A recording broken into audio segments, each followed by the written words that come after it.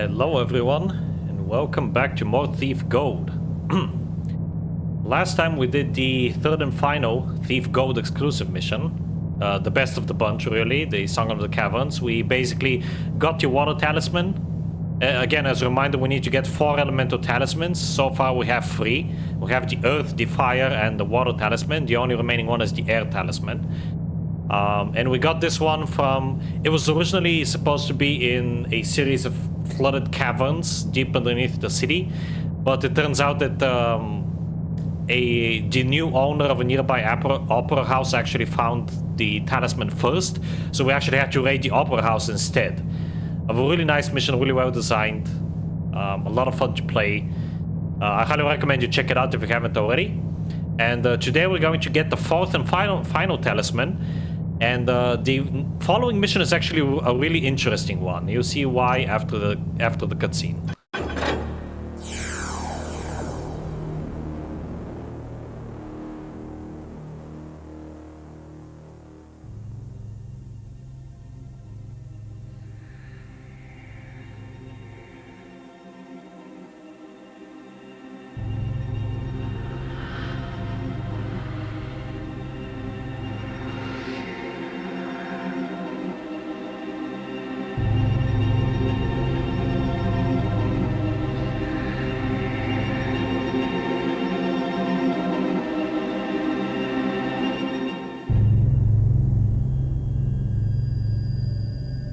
Getting the Talisman of Air will be an interesting challenge, but I'll need it if I want to get the eye for Constantine. It's well hidden inside the city's Hammer Temple, so I'll have to do some scouting around.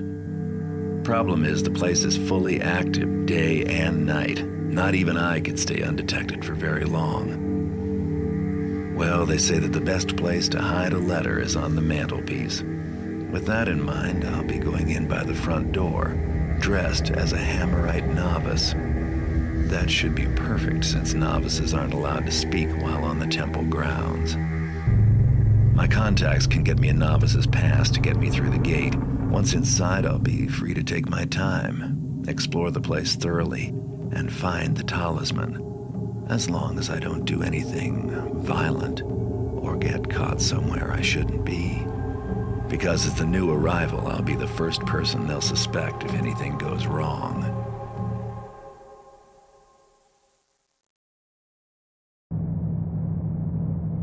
Yep, so you heard the guy. We are going to literally go in through the front door.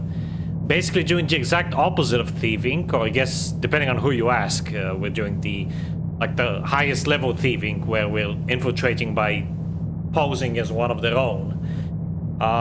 Yeah, and that's the interesting gimmick of this mission. I wish there were more missions with gimmicks like this, honestly. Even though this is the only time you ever see this gimmick in the entire series. And I can honestly see why, because it's really glitchy. Like, it's sometimes... You sometimes get spotted by basically not doing anything. It's really weird. I'm not a big fan of this mission. Thankfully, it's very short. This is probably the shortest late game mission, other than maybe the very last one. So we're probably gonna be done within like 20-30 minutes. Normally when I play this on my own, I am done within 16 to 20 minutes, at most 25. So yeah, we have to... Again, here's the objectives on normal. We basically just have to get the talisman and leave. On hard, we have to also steal a bunch of loot, and also take the Hammer's Holy First Hammer from the reliquary. And on expert, even more loot. And of course, don't kill any hammers. Usual. For all 3 difficulties, we do have to leave as well. Now, the way I like to play this mission is, because I'm already like not really being spotted by anyone, I like to literally take my opportunity to knock out as many people as possible, because the moment you pick up the talisman, everyone will be on your ass. So you have to get out of here as quickly as possible. So that's why I always get all the loot that I want to get and knock out as many hammers as I possibly can before leaving. That is the best strategy, at least in my opinion, of playing this mission on expert. Of course, if you're playing on normal or even hard, you can just kill everyone and not give a damn. Because all the hammers do fight back, so there's no like innocence in this mission. There's no servants or whatever. But yeah, really interesting mission. But it's not really well liked, again, because it's very gimmicky.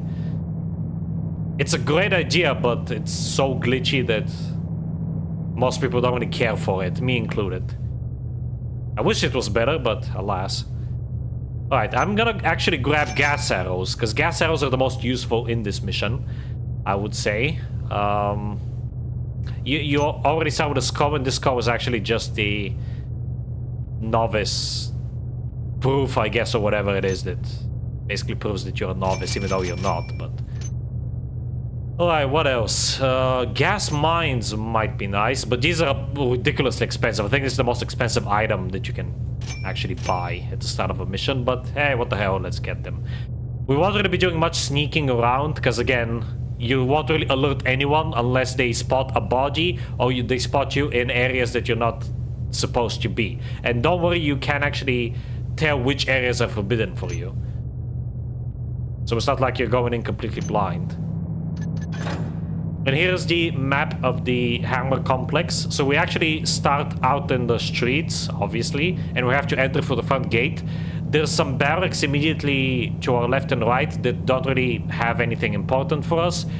That right there is stairs leading down. Kind of confusing, but whatever.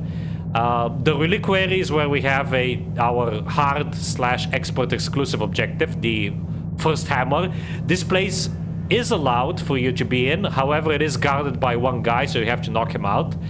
Because if they actually spot you taking anything, they will also get alerted. And I think that's actually part of what makes this so glitchy, because sometimes, even if you haven't picked up anything, they somehow like trigger. I don't know, like I've never really had a good experience playing this mission. The library also has some loot, I believe, and the main chapel. Then on the lower floor, this is probably the most important floor. The High Priest is in the center. Unsurprisingly, there is some loot to be had there, but also he has the master key that allows you to access basically any room in the entire complex. There's also some other priest quarters on each side as well that have some loot. The garden doesn't really have anything important except a lever, but that'll come in play later. The graveyard does have some golden urns with ash, I guess. Storage and dining room don't have anything from what I recall. Same with the sparring room and the novices' quarters. The basement is really important because the majority of the loot is actually in the basement, which is honestly kind of a bad thing in my opinion, because it makes getting the loot go extremely trivial, even on expert. Because literally like 80 or 75% of the loot is in the kitchen here, the old kitchen, and the storage rooms. And there's also an Inquisitor. And this location unknown is actually the catacombs underneath the entire chapel, and they also have, I believe, 5 gold urns that you can find here. So it's also a very nice place to get some loot. It's not forbidden for you, and it's I guess these also serve as a shortcut to get around the place a little bit quicker. Right. And oh wait, I forgot to pop a regular save just in case. I always do this in case my quick save gets broken or whatever. So yeah, in the original game, you actually get 2 talismans in this mission. You get the Air Talisman and the Earth Talisman, because in the original game the Mage Towers is not a thing, and neither is the Hand Brotherhood, so you get both talismans from this mission. And similarly, you get both the Water Talisman and the Fire Talisman in the Lost City mission. But I've explained that more in detail in some of the previous missions.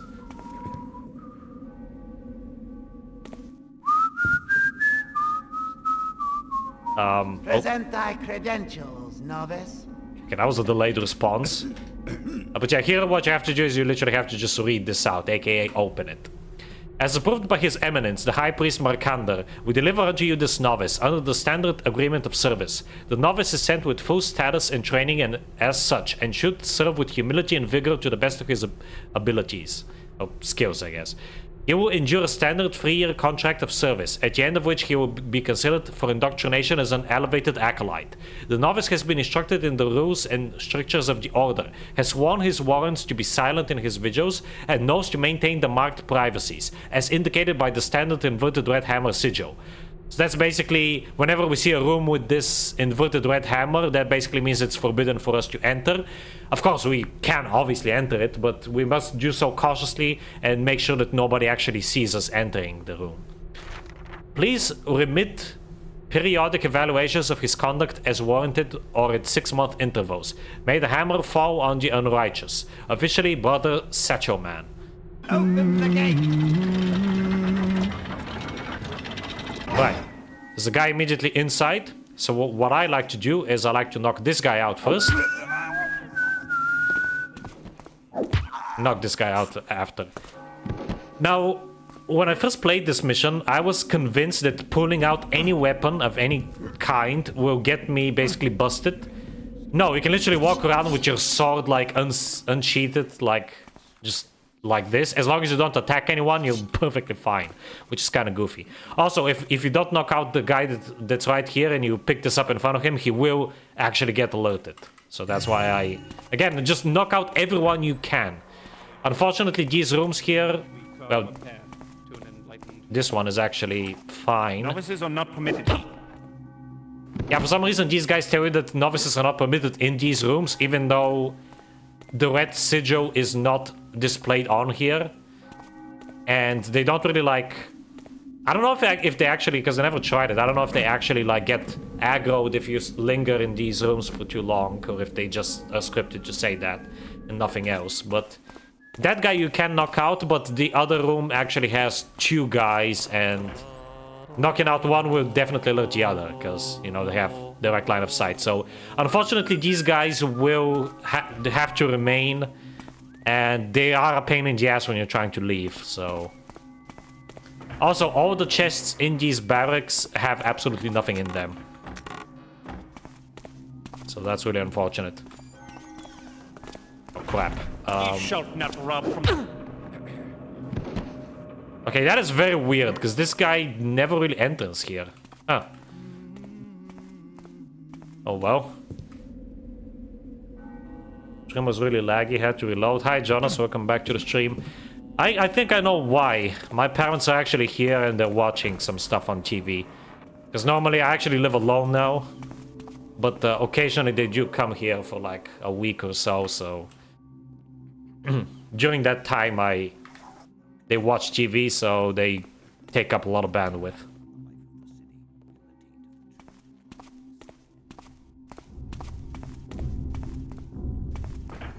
Alright, so here, this floor is... Actually, all the floors are mirrored. Right here we have the library. Here, we have a lot of readables. I cannot tell if that person walking around is actually below us. I think yeah, he is, okay. So here is an example of a forbidden room. It has the inverted red hammer sigil. So if somebody sees us entering this place, we are gonna be in trouble. So instead, let's read all of these books. Hammerite Compendium of Precepts, Regimens, and Rules of Conduct, Volume 2.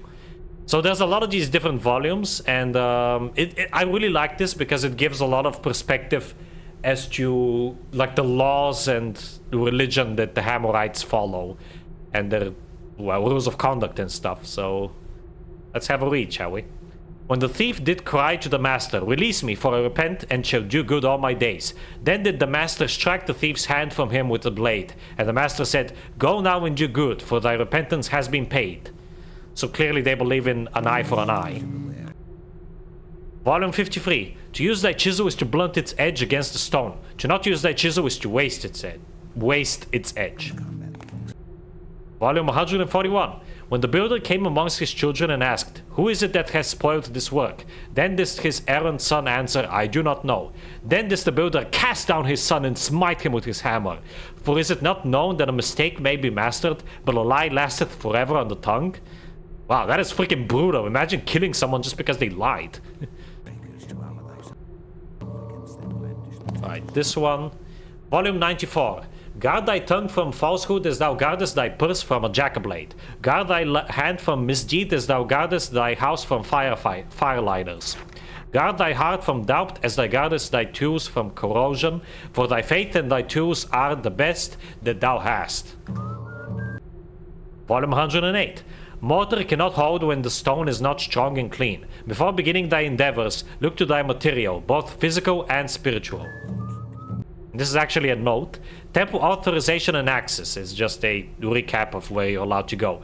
Novices, as per the official books, are not permitted keys and are not allowed to enter restricted areas for any reason. These areas are to be designated by the standard red inverted hammer. Temple guardsmen are not permitted keys, but may enter restricted areas in pursuit of their function.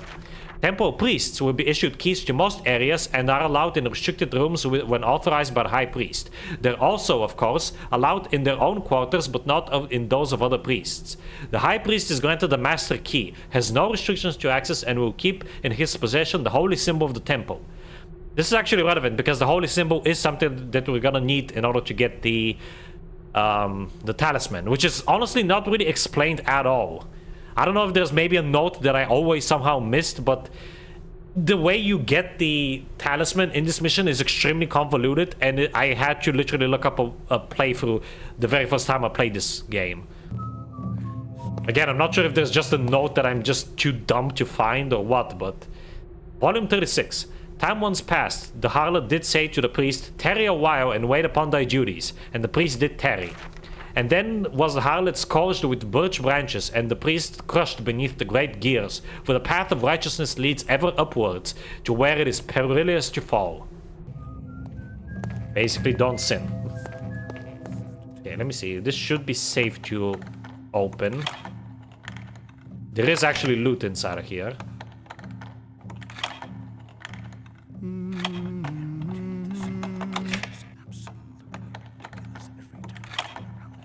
Very difficult to lockpick because there is a guy that actually enters this room, but I actually knocked him out. I don't know why he entered the entrance. I don't think he ever is supposed to do that.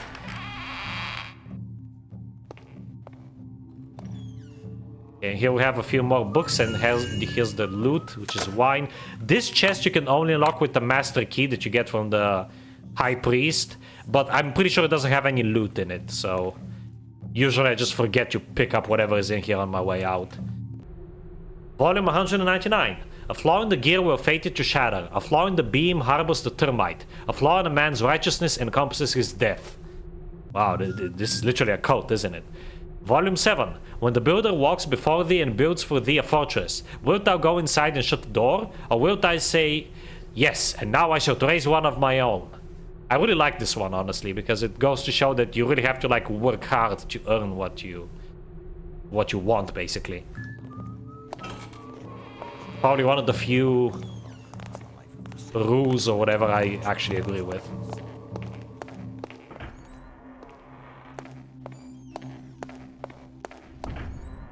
Alright, let's go to the reliquary next to pick up our extra item.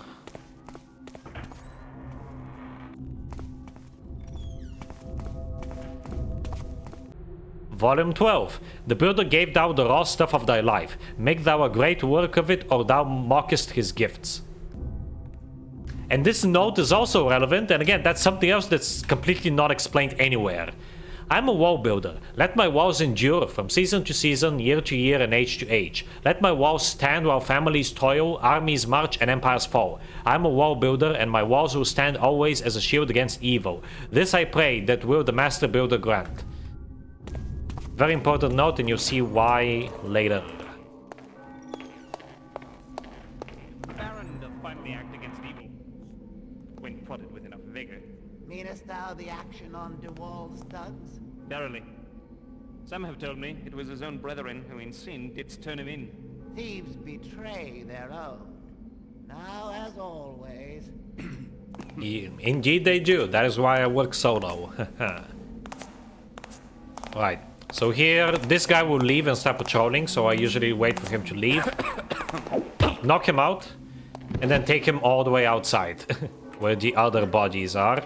I just dumped him in front of the front gates at the moat, because that's the best place to hide them. And then we'll go back to get the guide to reliquary as well. Come on. I really hate how slow these doors open. It's really annoying. Usually they're reserved for haunted missions like the Haunted Cathedral, but I don't know why they open so slowly here. I mean, there's nothing haunted about this place unless... I guess unless you find religion creepy, which... Honestly, fair enough. I always found religion creepy. Not just Christianity, any religion, really. I don't really see much of a difference between a religion and the occult, honestly.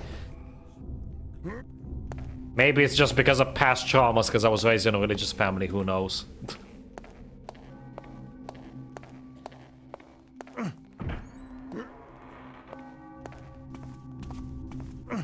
I'm a proud atheist.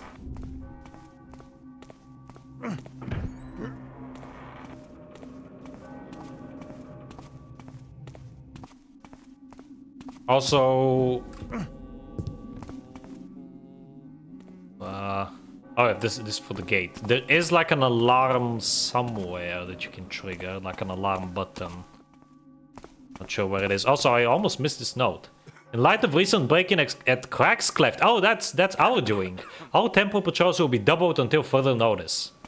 Well, I really like notes like that basically imply that your previous actions are making future missions more difficult.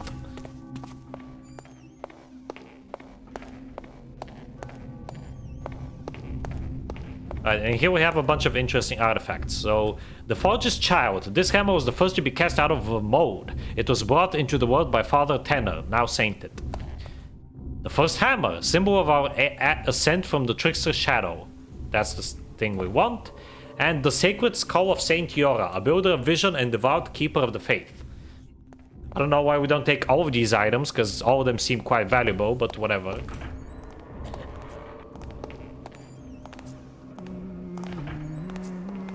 Alright, and here we have the chapel. It actually looks really nice with the HD mod. Time was, the sinners we take was to have no second chances. They were dispatched forthwith to explain their misdeeds to their builder. Our strength and resolve, 'tis not what it once was. And see what our weakness hath gained us. Crime and sin reached to the very heights of the city. And the builders said, if the foundation is weak, do Yep, the hammers are actually losing influence. Now, this room is very interesting, because if you pick up that hammer, that golden hammer, you will get spotted by these two, and they will sound the alarm. Normally, I would say it's not worth to waste a gas arrow on these guys just for a hammer, because it's barely worth anything. However, considering that everyone is going to be on our ass, no matter what, at the end of the mission, I always knock out these guys. Usually I try to only waste one gas arrow for one of them. Call thee upon him. I really fucked that one up, didn't I? And I'm all the way back here? Oh my god. I completely forgot to quick save. Okay, I think a better way to do it is to blackjack one of them first and then immediately gas arrow the other one. Because apparently they actually saw me charging my bow.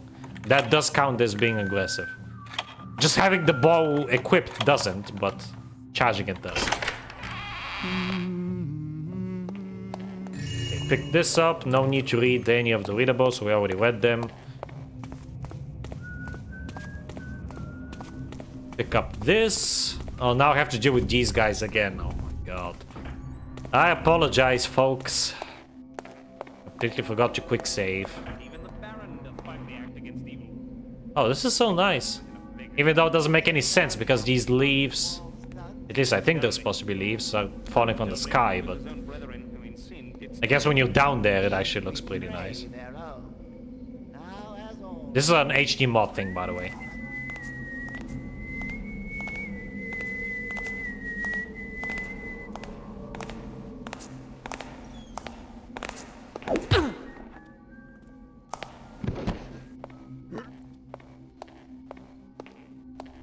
Let's do this song and dance again. And here I was saying that this mission is fast. I'm making it as slow as possible by just being dumb.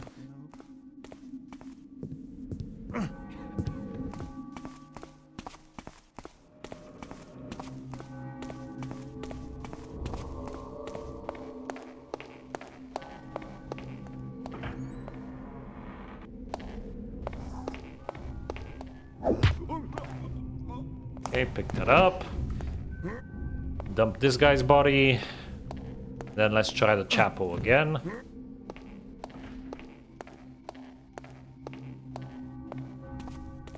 This map is also quite small. It's a lot smaller than all the other maps. So that further contributes to the short length of it.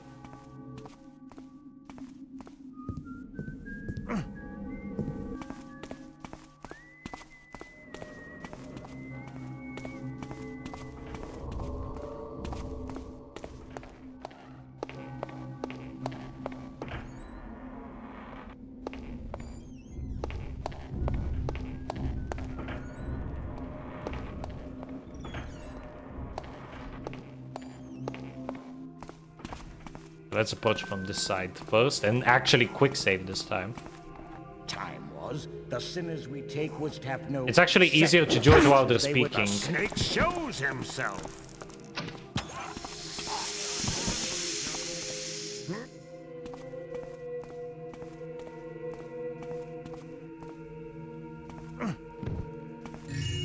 Yeah, I really hope I did that right, because I think someone somehow heard this commotion. Beyond doubt, I think there was something odd a while back. Yep, someone actually heard that. Great. Okay, what if I try it from all the way out here?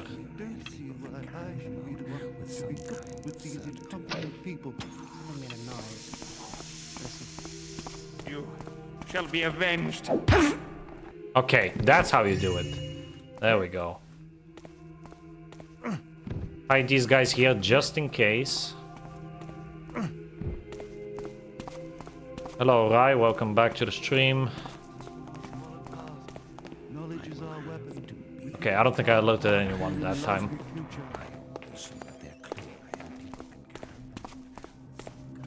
Okay, pop a quick save. Hast thought upon who is likely to succeed our master? Surely not for many years. Art thou blind? He is old, and the master forgers do jostle each other for precedence. I spy not on my betters, 'tis in the builder's hands. 'Tis true, 'tis true. So the master high priest or whatever is quite old. Good to know. Doesn't really change his effectiveness in combat, unfortunately, but just some nice lore building. Now there's 3 guards that patrol down there. There's only one normally, but once those 2 finish their conversation, they'll start patrolling. So I usually wait and knock out all 3 of them, just to make my life easier.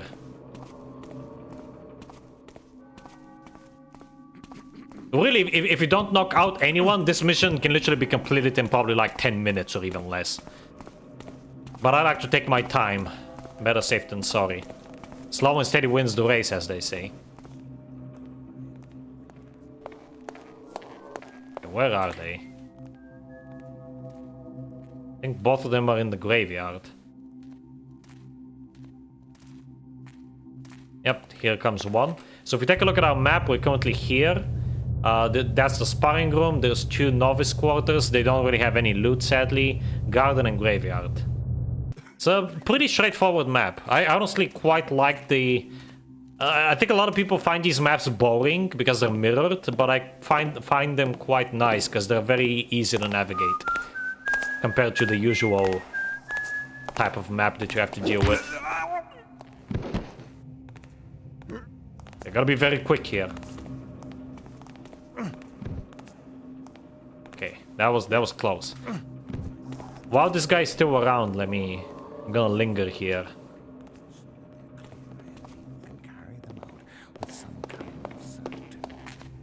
Here he is. And let's go hide both of their bodies, because again, the people who will get alerted anyway will be even more alerted if they see the bodies just here. The guys in the barracks.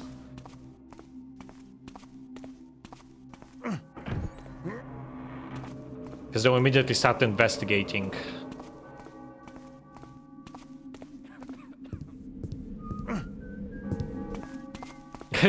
That moat will be full of bodies by the end. I love that. That's probably one of my favorite things to do in this game. Just pick a random spot and just pile as many bodies on it as I can. It's even more fun to do in the third game, because the third game actually has, like, ragdoll physics, or at least something akin to ragdoll physics. As much as you could have ragdoll physics in 2004. Alright, I'm gonna go this way first, just to show you the garden, because it's really nice, especially in the HD mode with these falling leaves. Even though, again, it makes no sense that they fall from the sky, but I do get what the developer was going for here. And yeah, here's the novice barracks, which all these chests have nothing, sadly. Kind of a missed opportunity, in my opinion. But who knows, maybe it's a conscious choice. Maybe it's like supposed to indicate that the novices are poor. They don't even have any like pocket change. They have basically no belongings. To raise the tariffs again, even on greens and meat. The wretched man serves only the merchants and his own greed. His grandfather cared less for his pocketed gold and more for his soul's health, but no longer. The builder's truth it is that men without belief do soften and fail as rotten wood. Yeah, I know Half-Life 2 exists, right? But Thief 3 is actually running on the Unreal 2 engine, which I don't think the Unreal 2 engine actually has. Come on!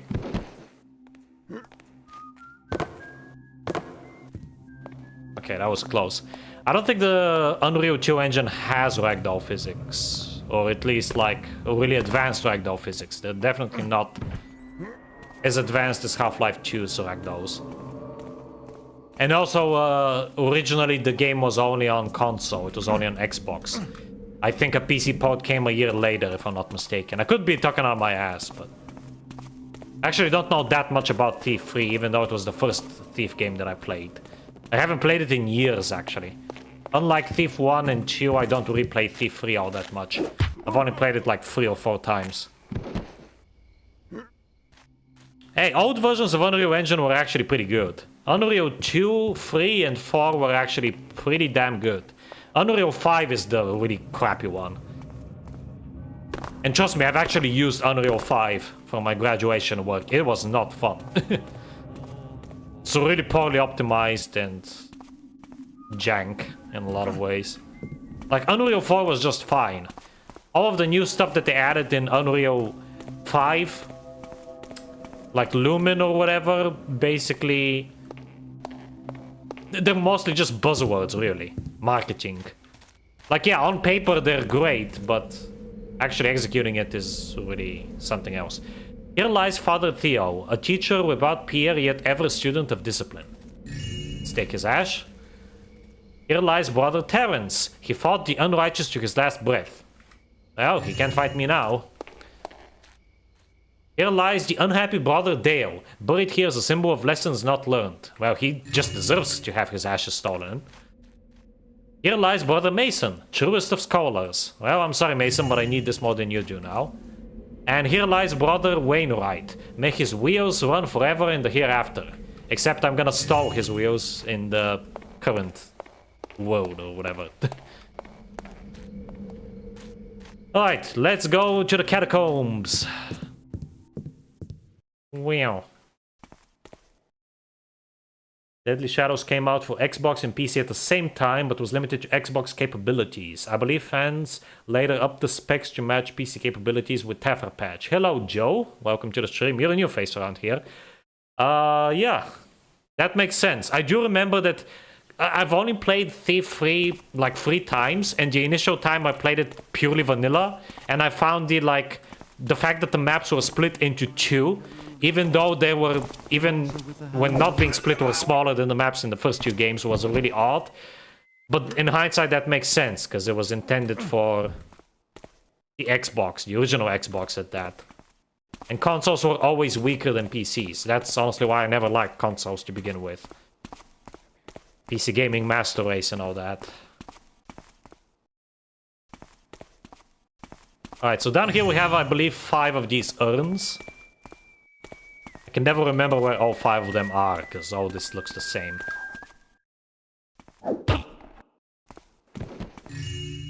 Okay, that's 3.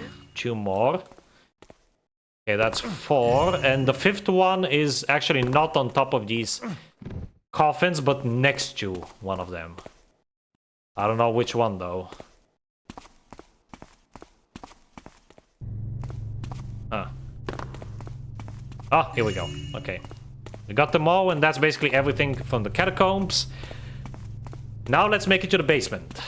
Which I believe... Is this gonna lead me there? Might. Aha, this is the prison. Okay. No, never mind. This is... Alright, so this is our end game. This is basically the room that has the talisman. It's up there. And the way you get it is very convoluted. So let's not do that yet. Aha, here we go. So this is the Inquisitor, aka the Torturer. And I should have taken some... Okay, never mind. I should have taken some moss arrows after all. There is another way to get there though, so I'll just take the alternate path. It's fine. Again, that's good level design for you. Having multiple routes to take to your destination is just great. Not many games do that nowadays, unfortunately. This is just too much work, I suppose.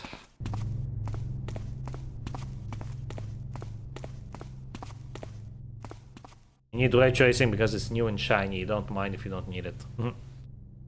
Having third-person perspective on Xbox was also why Deadly Shadows didn't have swimming or rope arrows. They didn't want to animate those actions. Couldn't deal with the physics. Yeah, I guess that makes sense. The third person I always found really wonky. Because Thief has always really been a first-person game in my eyes. So that was probably the most peculiar choice that they could have made. Also, unsurprisingly, the Red Hammer Sigil is in all of the priest quarters, which is why I needed to knock out everyone. But almost every single one of these has loot.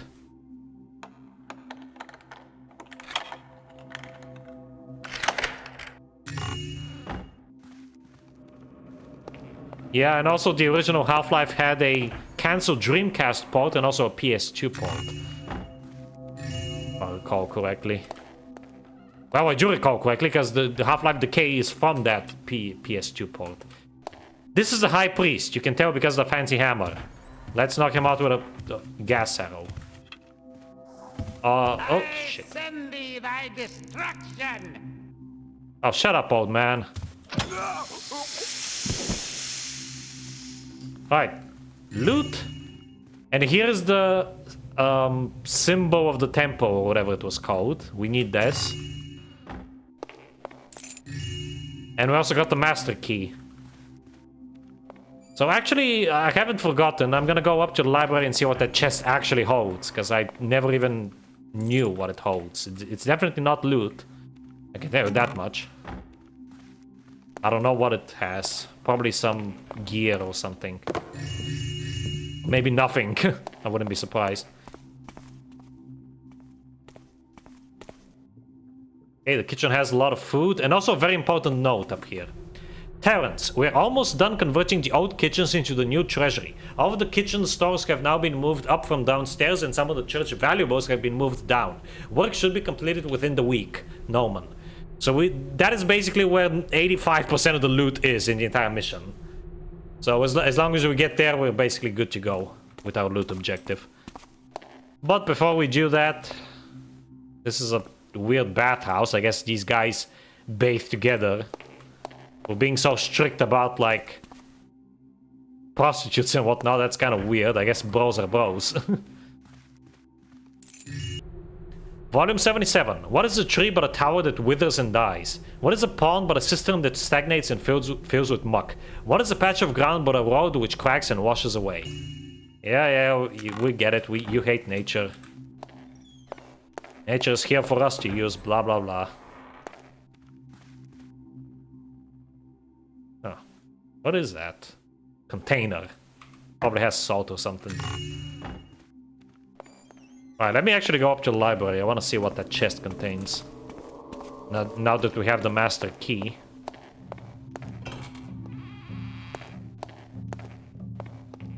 Oh, we already got 2,000 loot. Oh, but we need 2,400. I think this is the master key. And it has nothing! Amazing. Wait, or maybe, did it have a note?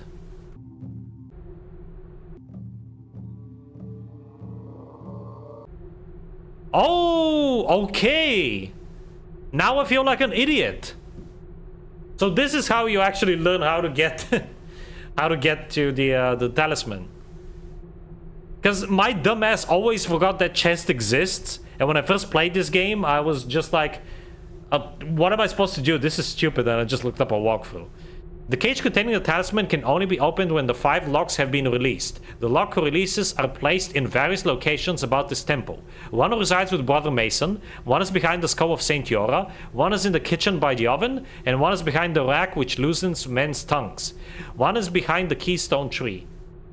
The locks must be released within the span of 5 minutes. When all the locks are released, the talisman cage can be opened. Then, he who removes the talisman must first recite the prayer of the wall builder. So this actually explains it. So Brother Mason is one of the guys who died. It's actually marked by the inverted red hammer sigil. If you're observant, you actually saw that one of the graves that we were robbing had that. So that's the one that has the switch. You just have to look up. Behind the skull of Saint Yor, that's in the reliquary. We already have been there.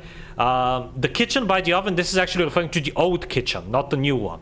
So the old kitchen, which is downstairs, which is now where all the gold is. Behind the rack, which loosens the men's tongues, that's in the torture chamber. And one is behind the keystone tree, which is in the garden. And you do actually have 5 minutes to get all of this. And then that is, you also have to read that note that we picked up. Most pure version of TF2, that's cool. I never really liked TF2, to be honest. TF2 is one of those games that, like, most of the game modes there are basically like capture the point, and I really find those game modes boring. Like, the only multiplayer game that I play relatively regularly is World of Padman, and it has a game mode called the Big Balloon, which is literally domination, where you have to, like, capture 3 points on the map, and that is such a slog every time. I hate game modes like that. So that's why I honestly never cared for TF2. I have played it, and like, I can see why people find it fun. It's definitely more fun than World of Padman, but it's still not my cup of tea. Okay, here we are. This is the alternate route to the torture chambers. That was you with all of FNV. Shut up. I still don't like that game.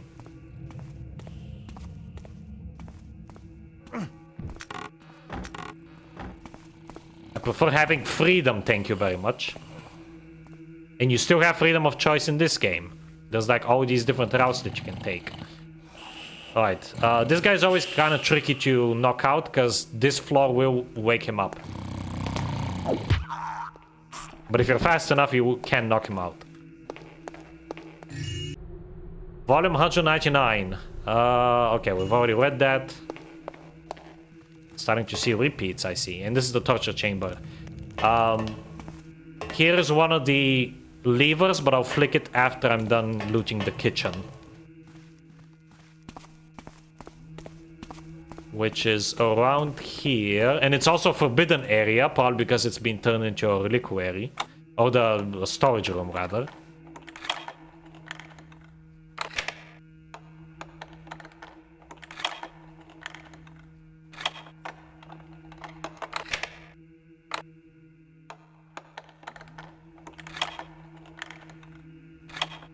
Just punished for skipping the first act. Well, I still want to play how I want to play in the first playthrough.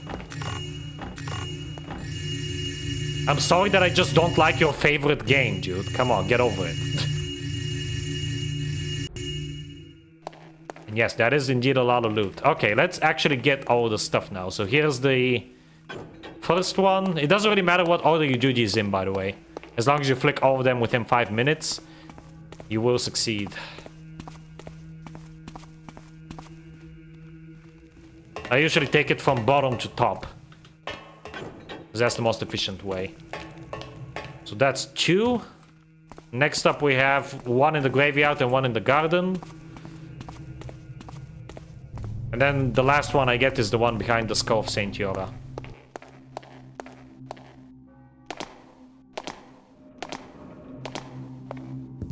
And I use the speed trick. So the one in the garden is actually along this wall here.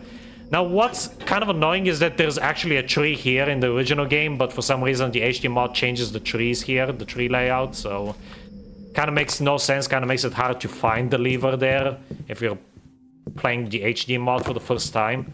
So that's why I recommend you just play the vanilla game on your first playthrough. There's that one, and the last one is behind the skull of Saint Yora. And we're already almost done, by the way, with this mission. A really quick one, as I said. Wait, where am I going? The reliquary is here.